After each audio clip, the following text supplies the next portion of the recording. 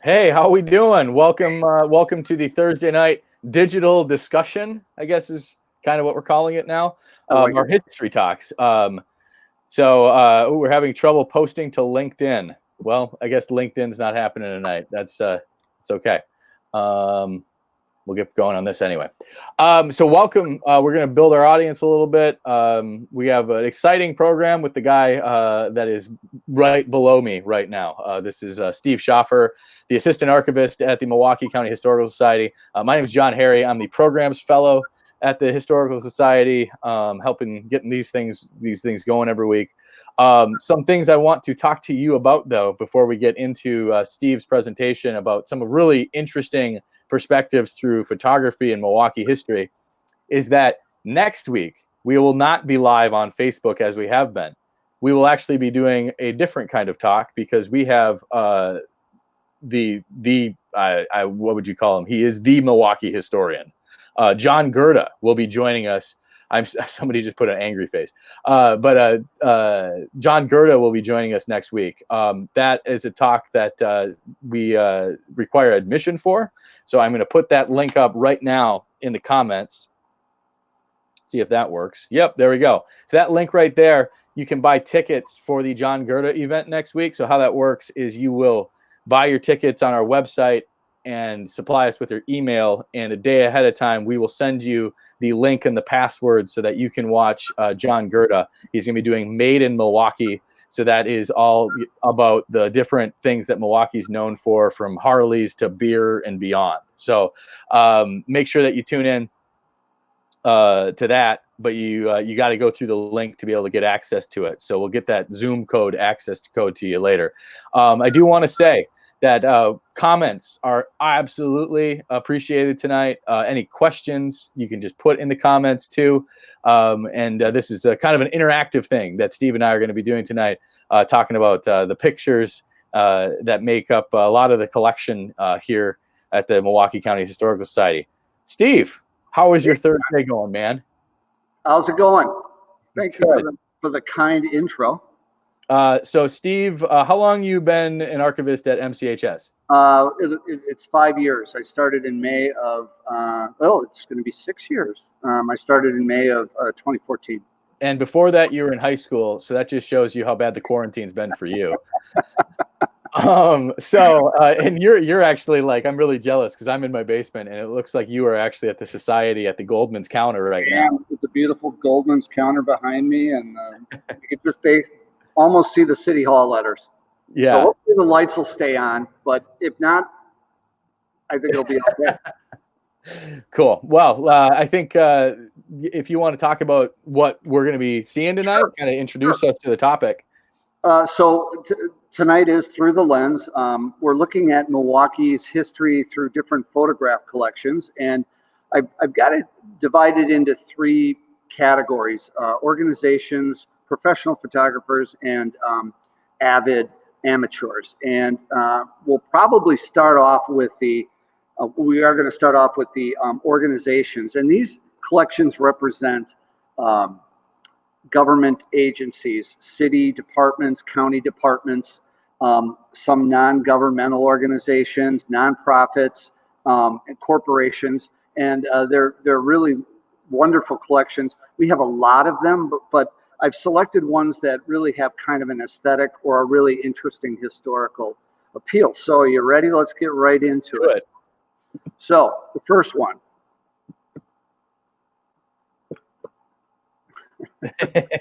Doesn't want to go. It's not working. Give it a good double click. We had this going, John. What the heck? Try the scroll bar on or the scroll thing on your mouse. Doesn't want to go. It just doesn't want to go.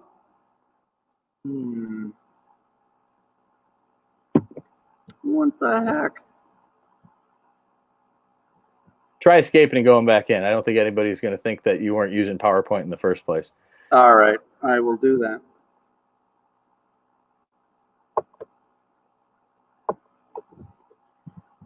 All right, and show. All right, let's try going right back in. All right, from beginning. From the beginning. There we go. All right, let's see. And it was working, but there we go. All right, just a little. That happened. All right, so organizational memory. We're going to start off with the Milwaukee County Expressway Commission photos. And for the most part, these are photos that documented the construction of the expressway system in the 1960s and early 70s, and also kept track of the destruction of various housing stock and buildings in kind of in the building of the freeway. However, some of the photographers really had quite an eye for composition, and we have some beautiful color slides, and these are a couple of examples of them.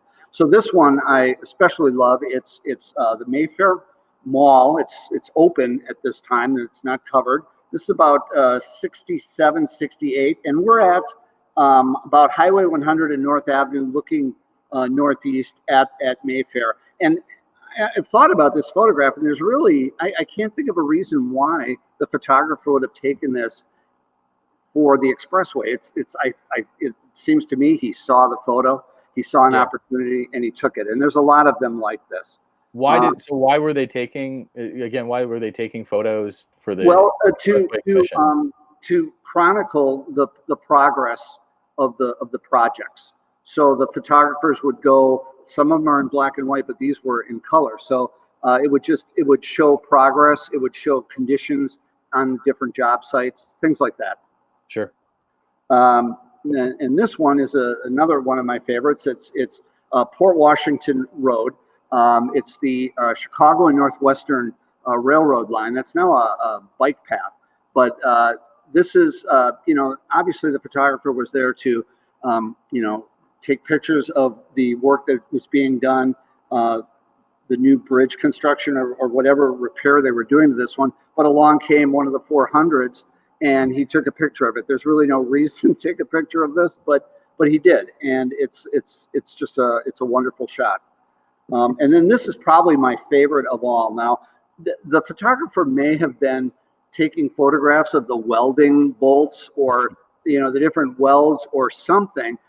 To me, obviously, the photograph is about St. Stan's, and with the orange on the top and St. Stan's in the middle, it's just really a wonderful shot, way beyond just taking a job site picture.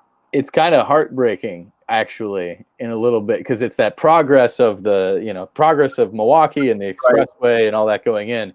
But what was right where the picture is being taken was a neighborhood. Right. It's a bittersweet collection to look through because it gives you a glimpse of what things look like, but it's also kind of you see this progressive juggernaut of the freeway being built, and it's like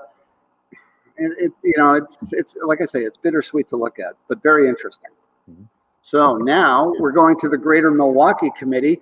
We have some photographs that they did in the 1940s, and at this time they were kind of they were a booster for the city, so they were trying to get people to come here for conventions. They were trying to get businesses to start up here, so they did a lot of what I would call our, promotional photographs of the city. Now this one, John, you're going to love. I call it the beer trifecta because it's a beautiful shot. We're looking on the Cherry Street Bridge. We've got Schlitz on the left, Pabst on the right, and a Blatz truck right in the middle, and some guys trying to get by it.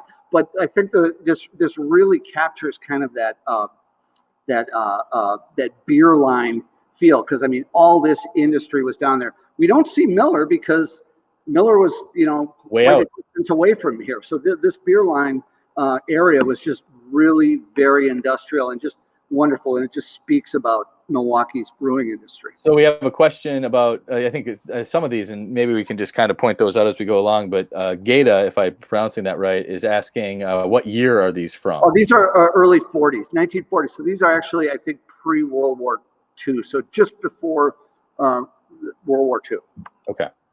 I'm going to hit the next one. So this is a wonderful shot of the 6th Street, seen from what was known as the Mariner Building at that time. Now it's, I think, the Wisconsin Center. It's right on 6th and Wisconsin, tall building. And we're looking at Michigan and 6th, and you can see the old terminal for the Chicago and North Shore line. It was speed rail line that went down to Chicago, kind of a commuter thing, went down 6th Street. And this is sort of a time exposure photograph at night. And it's really wonderful. And it kind of, it captures that kind of jazzy feeling that they wanted to get for Milwaukee. It's a cool place. It looks so happening. It does look happening. And then this one is even better, Wisconsin Avenue Noir. I mean, it's just beautiful. It's again, another shot from the Mariner. We're looking east, Schrader Hotel.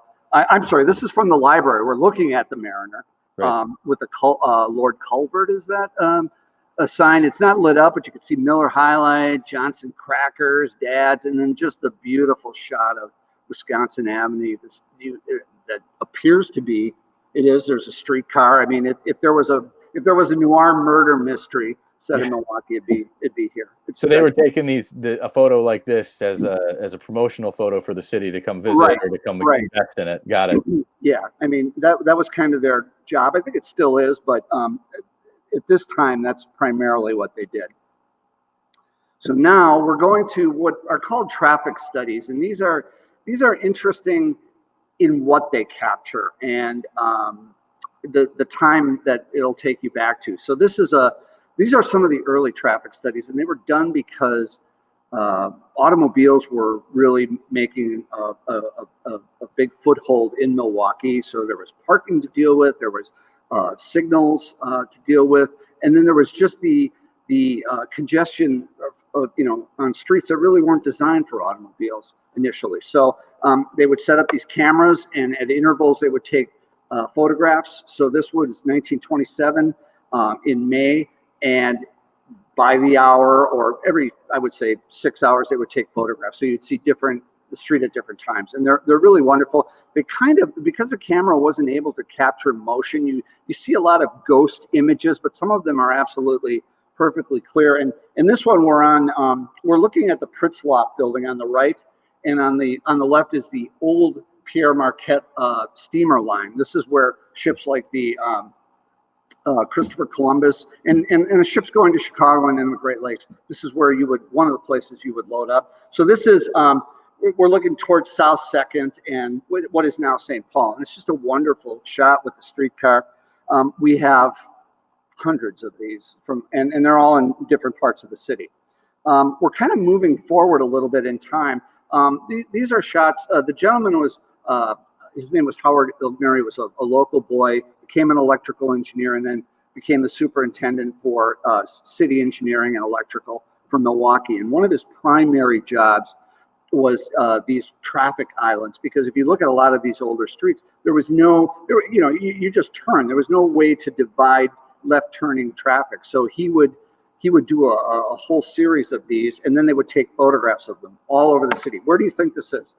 What do I think this is? Yeah, where do you think it is? So is it downtown? No. It's out west. Out west. You would now hear animal sounds if you were out there. By the zoo. It's by the zoo. So we're looking east. That's Blue Mound that is in front of us, and then the street to the left is Highway 100. So this was the intersection. The zoo would be off. There's a Mater sign. The zoo will be built back there. St. Camillion's is just a small building, but that's not built, and they're just starting to put in housing. These Ilgner shots are from just after World War II and a little bit before. Like this next one is definitely before. This is one of my favorites. It's Chase in Oklahoma. You've got the big Falk factory, and then you got the old house that's still on the property. It's just an amazing shot. But that island thing that's in the middle, yeah, that's what Ilgner designed, because they would have a before and after, and the before shot would just be nothing there, and you just turn however you want. This kept traffic from coming in. It was engineering. Wow. And we have many of these shots, and they're the fascinating thing about them is how it takes you back in time in places that seem familiar but look so different. It's also that's kind of along the lines of what we're talking about tonight, is the ordinary aspects of Milwaukee life. This is nothing famous is happening here. It's just, here's what life was like in a snapshot in time. Right. Exactly. Okay. So Richard Perrin, we have a series of slides from Richard Perrin. He was the city planning commissioner and worked for the Department of City Development. He's really well known as a historical preservationist, and kind of, was in on the beginnings of that. But his tenure was also marked by a lot of destruction of what are now considered buildings that should have been preserved somehow. So I'm not saying that he has a checkered career, but he must have been very conflicted himself, because he oversaw the expressway, a lot of that work, and then like the new urbanism that happened in parts of cities where they were just literally wiped out, looked like bombing, and then new stuff built, especially like the Juneau Village Tower area. But this is a shot of the old railroad depot, the Milwaukee Road depot, sometimes called the Everett Street Station, which was downtown. It's now kind of where the Wisconsin Gas building is, and it's right by Zeidler Park. So this building had been slowly deteriorating. The beautiful tower had been destroyed in a fire in the previous decade, and this is right before they were going to destroy it to build the new Milwaukee Road, what's now the intermodal station. So this was right before that. He got a picture of it. The next one I really love too. This building was the Cross Keys Hotel, and at one time it was the oldest standing hotel in Milwaukee in the 70s. This incarnation of it is the Crystal Palace. It was a popular downtown bar. It later became the River Queen, which was one of the first really openly LGBT bars in the city. There was a huge banner on the side of an old steamboat. It burned down under mysterious circumstances in the 70s. Now, and these were prior to the expressway. So you would imagine the expressway going to the left of this. This is now where the city market is on Water and St. Paul. So I've done like a little bit of research on this. Abe Lincoln took a bath there once. You got me on that. Yeah, That's honest Abe and clean Abe, I guess. So Works Progress Administration. So these were photographs done during the Roosevelt era of the New Deal, and a good portion of them are Civilian Conservation Corps photographs of Milwaukee County parks. So extensive photos of Estabrook, Whitnall, Cudahy. But they did have some individuals who went around and just took pictures of the city, and this is one of them. His name was Charles Blackford II. This is one of his colleagues, because she has a camera too, and they're at the Lions Bridge at Lake Park. So he took some of State Fair and just different parts of the city. They're really wonderful early Kodachrome photographs of the city, because this is Kodachrome, I think, came out in '38, and these are from 1940. They're beautiful. And then the corporate collections. So two of our biggest collections are Allis, Chalmers, and Allen Bradley. And these are really large collections. And I put the shot of Allis Chalmers makes up what a lot of is indicative of what a lot of the collections are. So they're pictures of the shops, they're pictures of the buildings, they're pictures of products, they're pictures of different plants in different parts of the country, and then and workers. And this is an interesting one because it shows some African American workers in the 30s at Allis Chalmers. The one on the right kind of describes the richness of these collections in that they document the social aspect of these corporations. There were a lot of events and a lot of in-house activities in both Allis Chalmers and Allen Bradley, but Allen Bradley really has a lot. The picture on the right is the Allen Bradley Chorus and Band, and this is one of their productions. They had the Allen Bradley Players. They would put on productions in the factory during the day for the different shifts, and this band traveled all over the country and Canada, and was really kind of well known at the time. I mean, this type of entertainment, the orchestra and the show, is kind of like Red Skelton, 60s. We don't really see it anymore.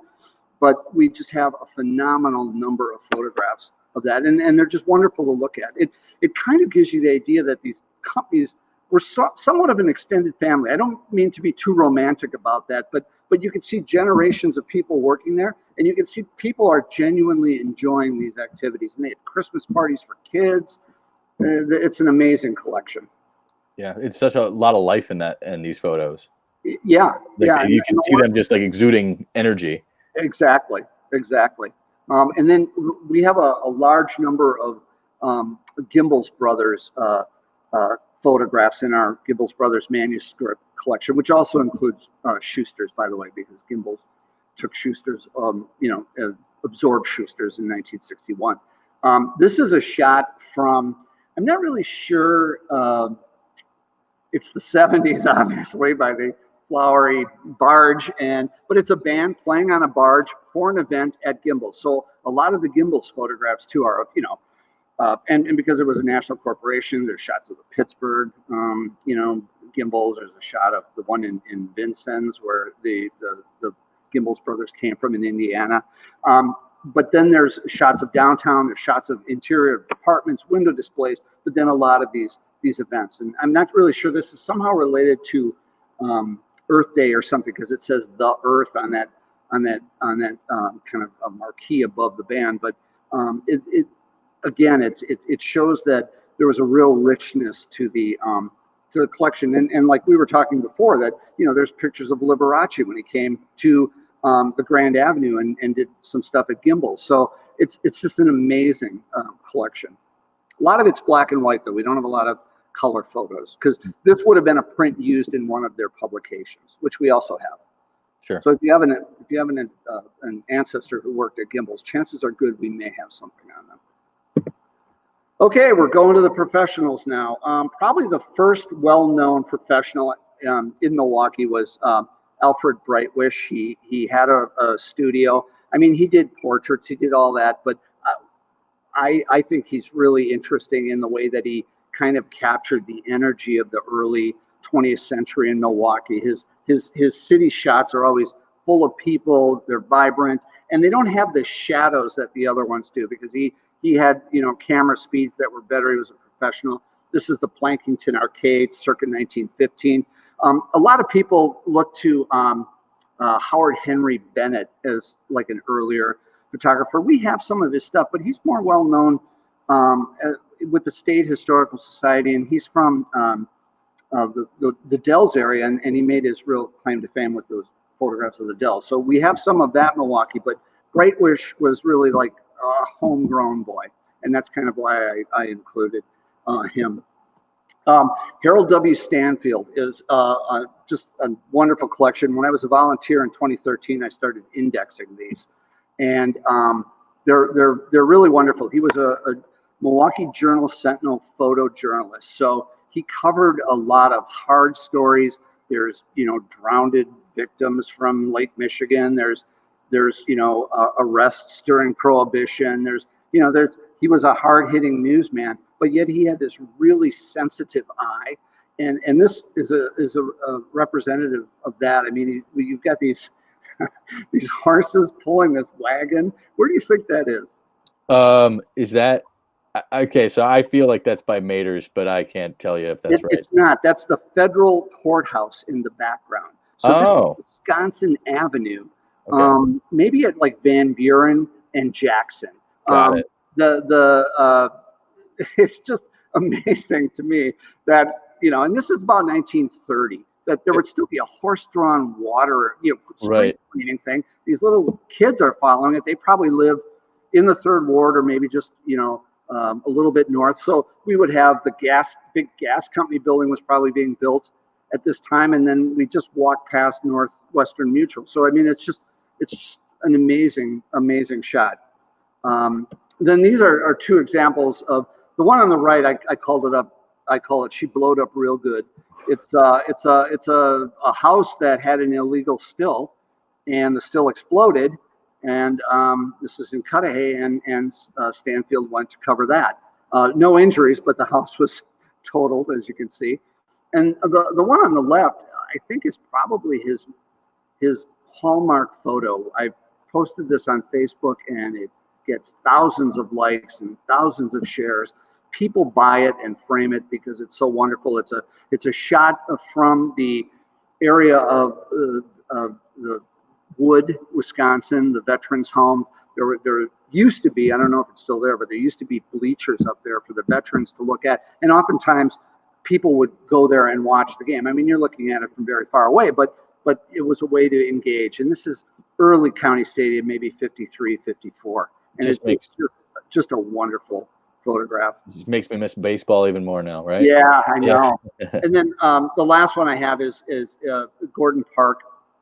This is 1930, and this is, so we're on the Locust Street Bridge. We're on the west side of the river, and we're looking down at what was then the swimming pool for Gordon Park, which is in the river.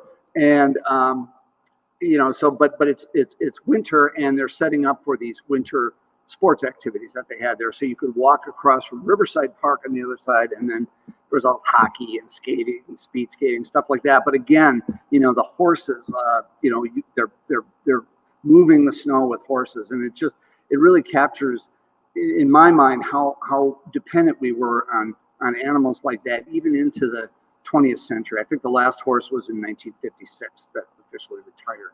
So so we're going through all these different collections of photos. If anybody's tuning in live right now, and we're looking at candid shots of Milwaukee through the years through different various organizations and different photographers and things like that, which brings us to a question from Sharon, which is, how would one see all these collections of photos? Well, once we get the all clear, you can come in and look through them. We don't have them online.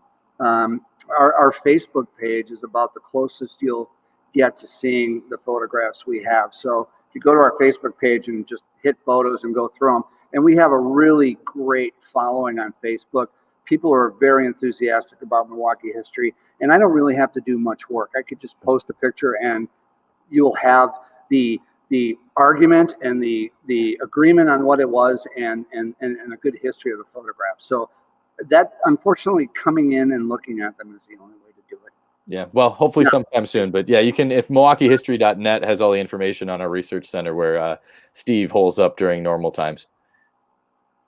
All right, let's keep going here. This is Oral B. Newsinger. I didn't know her name was Oral until I did some research on her. She mainly went by Thea Newsinger, and she was a freelancer. She had a day job. She was a production scheduler for Johnson Controls. And interestingly, her mother was what they called a retoucher. So she had some job in photography. She worked for a firm called Morrison and Stein, which was kind of a big, I would imagine, like graphic art company. And they lived in an apartment together, but Thea's work will show up in, for example, the Milwaukee County Bulletin for 1954. I'm sorry, like later, 56. So there'll be pictures she took of the North Shore water filtration plant and, the library, the Central Library. So you see her pictures. Downer College hired her. But what I really like about her is she had a way to just immerse herself in an environment and had this kind of seamless glimpse of people and engage with them where they didn't really even know. They were like very candid shots. The guy who's looking, I think he's actually looking at the waitress, not at the camera. He's right behind the waitress. This is the Walgreens on Wisconsin Avenue. And it's just great. The couple on the right, they're chatting, and the woman next to them, she's just trying to figure out what she wants to eat. I mean, it's just a really great slice of life. And this is what it was like in 50s downtown Milwaukee. I mean, it's an amazing photograph. When you could get lunch at a Walgreens. Yeah, or this appears to be the evening. So this is like after a movie. Yeah. I mean, it's great. And I look at it and I wonder what those people are doing there. It makes you think of a lot of different things. I love this one. It's an AMP. She lived on Maryland in the 2500 block. So I think this might be the AMP that used to be on Farwell, kind of by Brady. And it's just, two little girls. They're looking at Wonder Books. I think anybody who grew up in the 60s, 70s, or 80s remembers these kiosks, and they seem to be distracted. They're probably being called, and let's get going. But I think the other thing about it is look how tiny the grocery store is. I mean, it's just it's really. It's amazing, but she's just there and nobody really knows. I mean, she's really very good at that. Another one, this is a shot on the avenue. So she liked to do nighttime Wisconsin Avenue shots and a lot with marquees of the movies. So there's Terror at Midnight, but I mean, it's great. The woman's obviously looking for money to pay. The very disinterested look on the attendant in the booth. I mean, it's a wonderful photograph. And this one, finally, I'm not really sure where this was taken. It is Milwaukee. I think it's either the Third Ward or the area on Juneau, just between Juneau and Kilbourne in that area.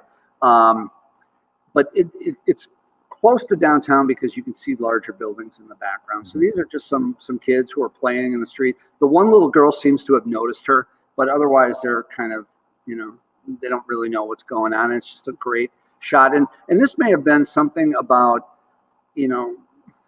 like Milwaukee slums or Milwaukee, rundown housing. I don't really know. I haven't seen it in any publication, but she has a couple of these. They're really quite fascinating. George Pechaluk Jr., Sam, where do you think he's from, Jim? You told me earlier, so that's cheating. But one of my hometowns of Stevens Point. And he made his home in South Milwaukee, and he's a very well-known photographer. He won a Pulitzer Prize in 1967 for a series he did on I think it was water pollution in Milwaukee, but he won the Pulitzer for it. And we have photographs of him covering, for example, the U.S. Air Force training South Vietnamese pilots in Florida. So he went around the country. There's pictures of him at the Duluth Air Force Base. And a lot of his collection is out of the state. But the stuff that we have in the city is great. There's pictures of Phil Bankston's Packers practicing at County Stadium. The beginning of the slide, as we were talking about before. And but this is a great shot of the KK. So we're looking northeast toward the Milorganite plant. There's a ore freighter on the left. The swing bridge is open, and right to the directly to the left would be the Coke Solvay works, which was a huge industrial works. Coke was a byproduct, I think, for steel, and they were full guns in the 40s, 50s, 60s. The next one is kind of a variation on that shot. There's the Coke Solvay works, and I mean, look at those mountains of coal. So I don't know if you ever go to Barnacle Buds. I'm not trying to promote them, but it's a very cool place. It's right on the river, and just if you're there enjoying your dumpster punch, just look across and imagine all the coal and industry that would have been going on there, because it's kind of sleepy now. I mean, it's being the pollution's being taken away and things like that. But at one time, it was just one of the most heavily industrial parts of the lakefront. And I like this picture too because it shows two things that give us a clue to how old it is. So I would say it's roughly 1960.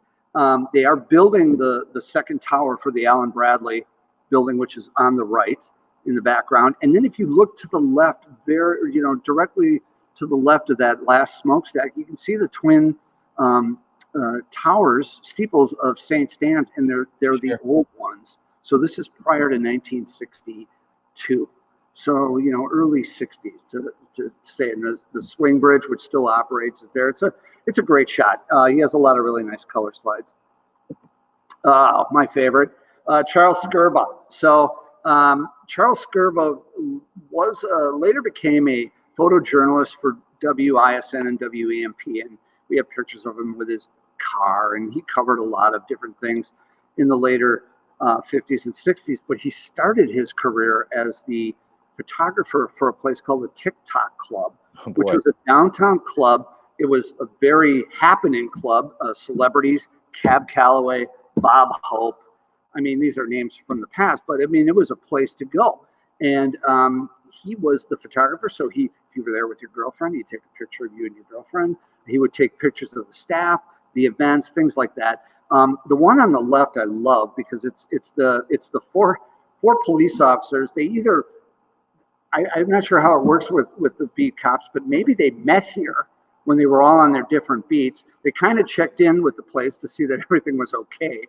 I don't think they were there to like make trouble. I think they were regulars because there's other photographs of them with beers in their hands and whooping it up. But this one is really important because the gentleman in the middle is a gentleman named Alfred Wright, and he was one of the first African American police officers in the Milwaukee Police Department. Not the first, but one of them. Certainly a pioneer. And it's great that we have an image of him actually kind of in the field. And there's another shot of him, so it's great. The one on the right, there's quite a few of those, and they're different outfits. They had a troupe of dancers, and it was like you would see a Vegas show. There'd be like a watered down burlesque show before dancers, and he has a lot of photographs of the different outfits and the different dancers. It's really a fascinating collection. These two kind of represent sort of a dichotomy in what's out there with our professionals. George Leonard did a lot of work with radio and television stations. So in our museum exhibit, we have a lot of photographs that he took of Pops, who was a children's television entertainer, Lippy Lucy, and he did a lot of promotional things for television. So this was some kind of shock theater thing, maybe around Halloween. I just love the kid's expression on his face. Ted Rozmalski was far more of a edgy photographer, I would say. I mean, he had his, pictures of houses and professional stuff, but he covered the fair housing marches quite extensively, and the really good images we have of the event are his, and they capture both the peaceful demonstration and the low points, and then the very dangerous hostile parts. So there's a photographs of the white resistance down 16th and down Lincoln, and it's an amazing collection. His later stuff too had kind of like a sort of a social conscience to it. So he's a very interesting photographer, but not necessarily. It's not going to make you happy to look at his collection, but it's a wonderful collection. How did a collection like that become part of the collection at the Historical Society? Somebody donated it. Either he did. I'd have to look at our accession records for this. He may very well have donated them, and a lot of them are proofs, prints. Mm-hmm. So we have to have our photo guy Richard make them out of negatives. So there's a lot of them, but you have to get a magnifying glass to look at them because they're actually sheets with wow. Processed strips around them. So there's still digging to be done on some of these. Yeah, and I mean, the thing is, people really need to come and look through them. I run into his pictures in other collections, and on the back it says, Ted. But and I think he may have done some work with the Bugle American, which is what I'm getting to next. But somebody donated it. So don't throw those things away if you're going through your exactly. We'll your take boxes in your attic. Thank you for that plug, John. Yeah. So the Bugle American. This is another just wonderful collection to look at. It's a lot of fun, and it's also a little stark, but it's also just like I say, a lot of fun. So the Bugle American was a publication in Milwaukee during the 70s. They wanted to start in Madison, but it didn't have any appeal in Madison, and they went full bore in Milwaukee and was very successful for the decade of the 70s. And it was a magazine geared toward, counterculture is a little strong, but not too strong. It had a younger readership. These were Vietnam veterans that had returned from the war. These were so-called hippies. These were young people in the 70s And when the magazine addressed their issues, some very famous people have come out of it. Ron Kitchens and Comics was started with them. And so they have very hard-hitting articles about things like rent control and the police busting people at State Fair and all of that stuff. And then, great entertainment and great cartoons, but also great photographs. Now, I'm not really sure what this was. Most of the photographs will somehow end up in one of the publications. And the more I index those, I can identify these photographs. Now, this was kind of a street person who was well known downtown in Milwaukee at the time, and he's talking to a couple people, but it kind of catches the different character of downtown at that time. This would have been the mid 70s, the boom room in the background, and it was a much different downtown. And the publication and the photographs really capture the energy of that changing of the guard in the 70s from the old generation, the World War II and Korea generation, to this younger generation that was not necessarily happy with what was going on.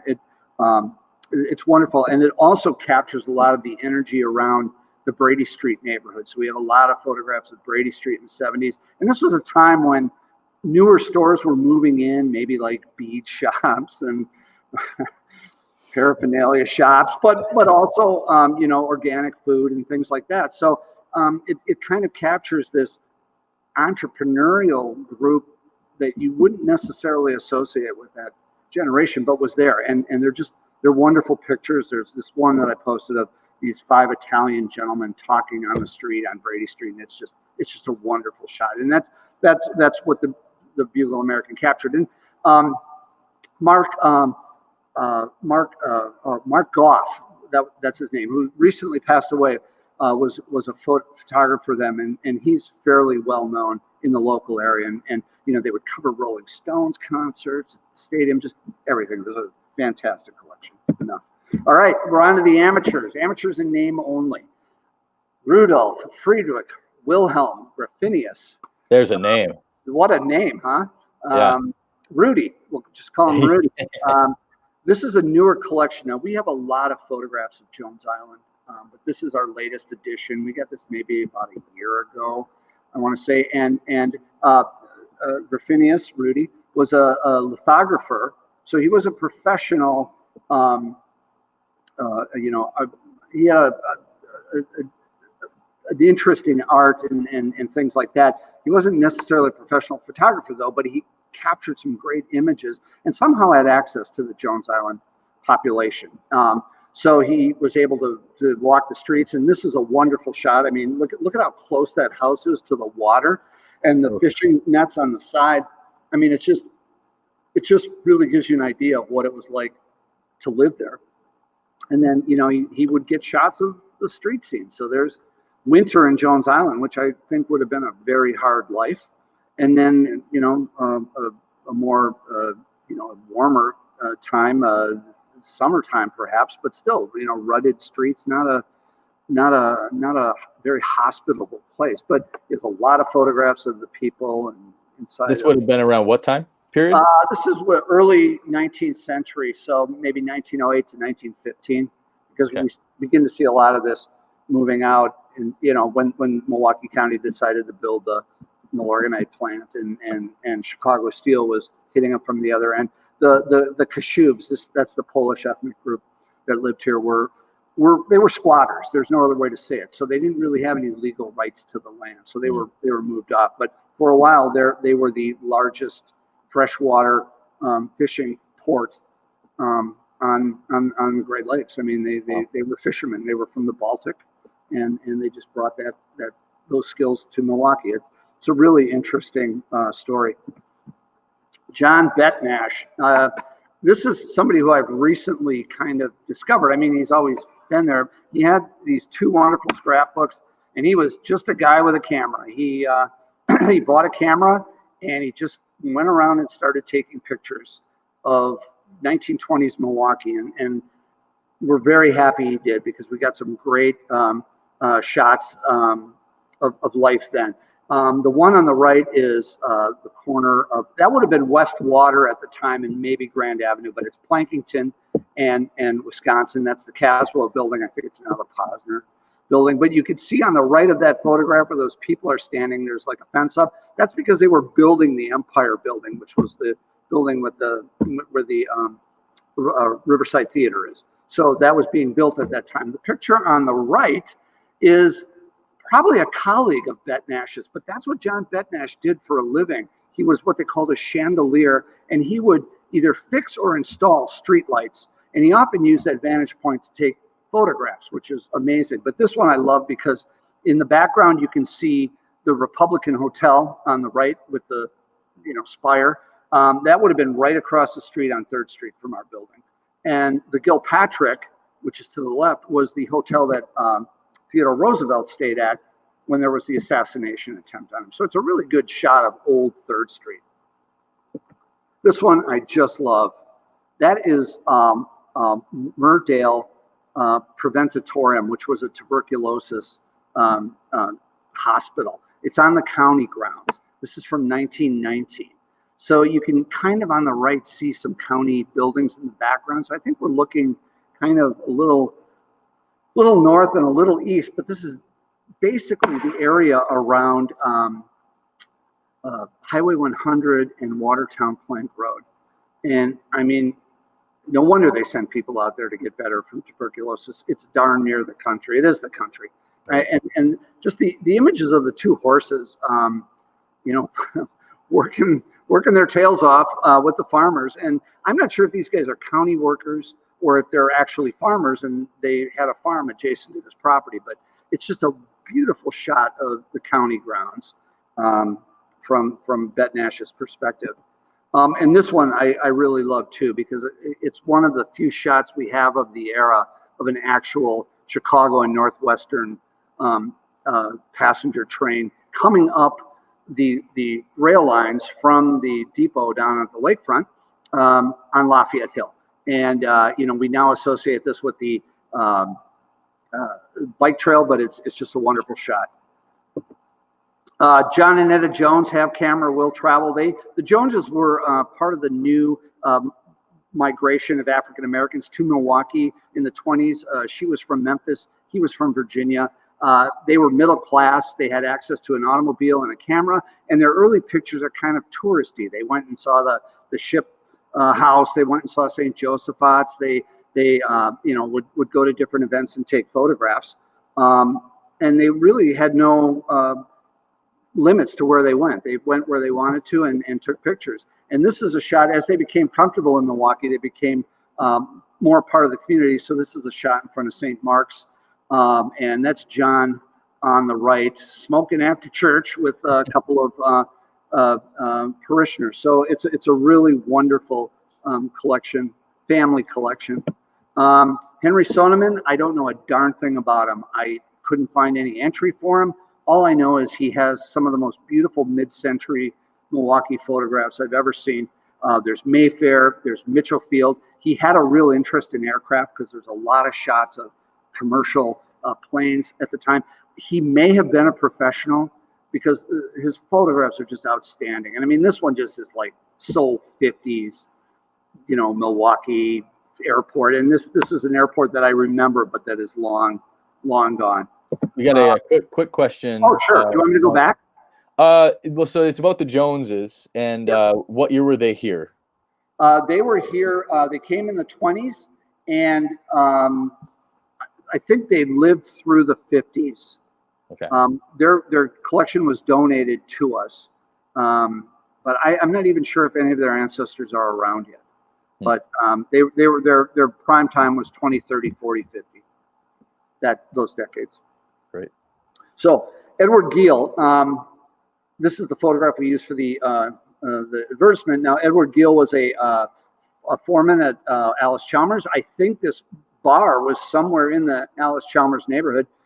He does a lot of really great photos of parks and different city scenes, but this one really spoke to me. I mean, it's kind of yellow. It's not really the greatest photograph there is, but it's really captures that Milwaukee tavern. You can see the ashtrays think the guy in the white with the tie has a shot and a beer in front of him. I mean, it's how I remember bars when I was a kid with my parents, of course. Yeah, you can taste the light beer by looking at the picture. I mean, it's a great photograph. And thanks to him, we have a really wonderful shot of the Pig and Whistle sign because he was looking at Estabrook Park.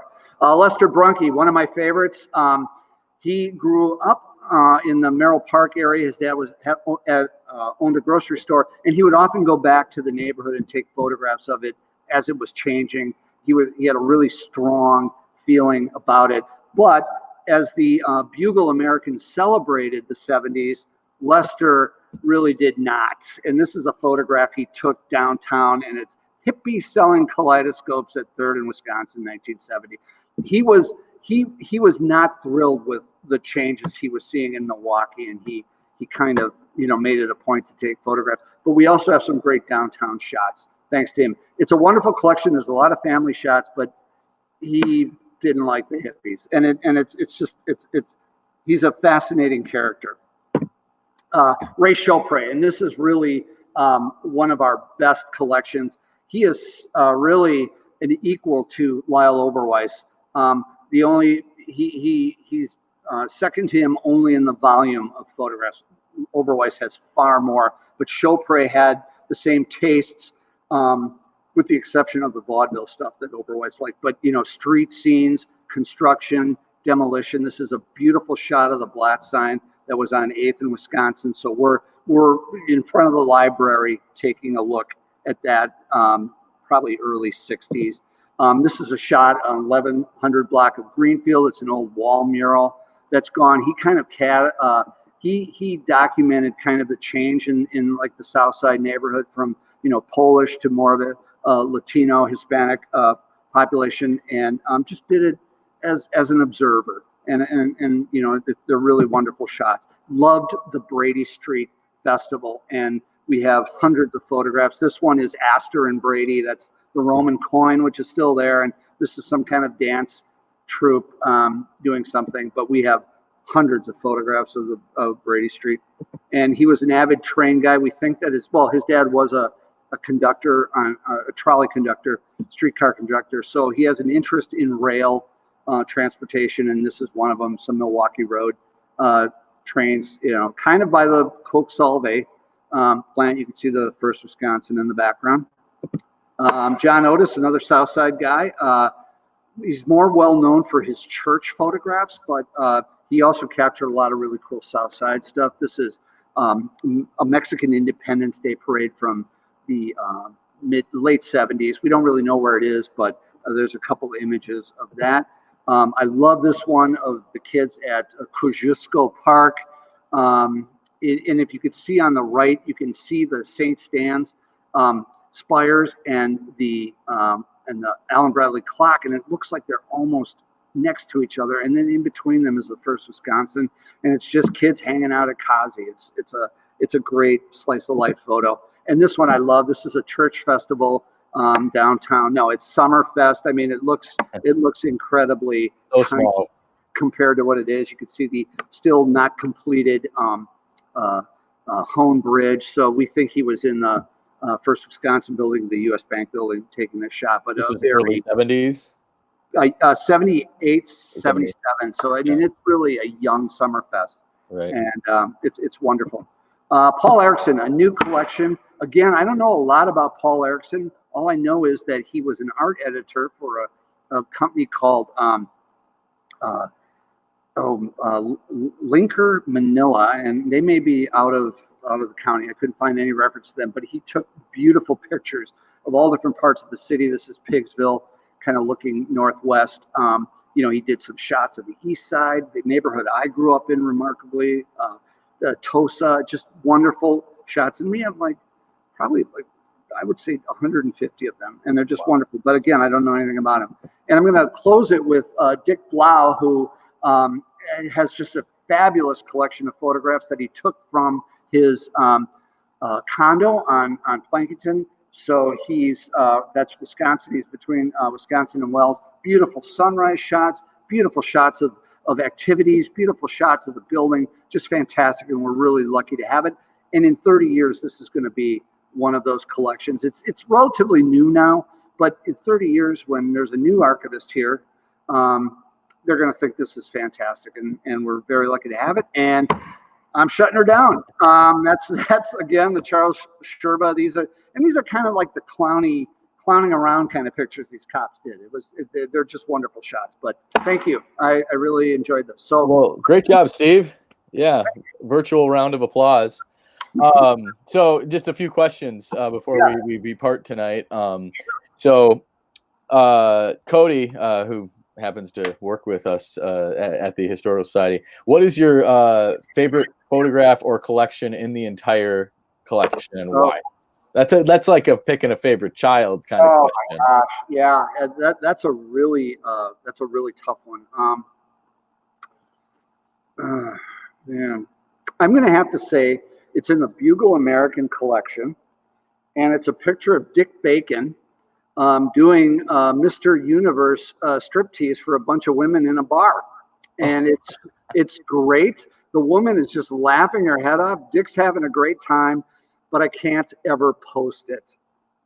But that's my favorite, and it's from, again, the Bugle American collection. So if you're ever, after this time, and you can get into the research center, and you can go say, "Hey, Steve, can you show me your favorite photo?" Then you'll take that one out, right? Yeah, I mean, there's so many.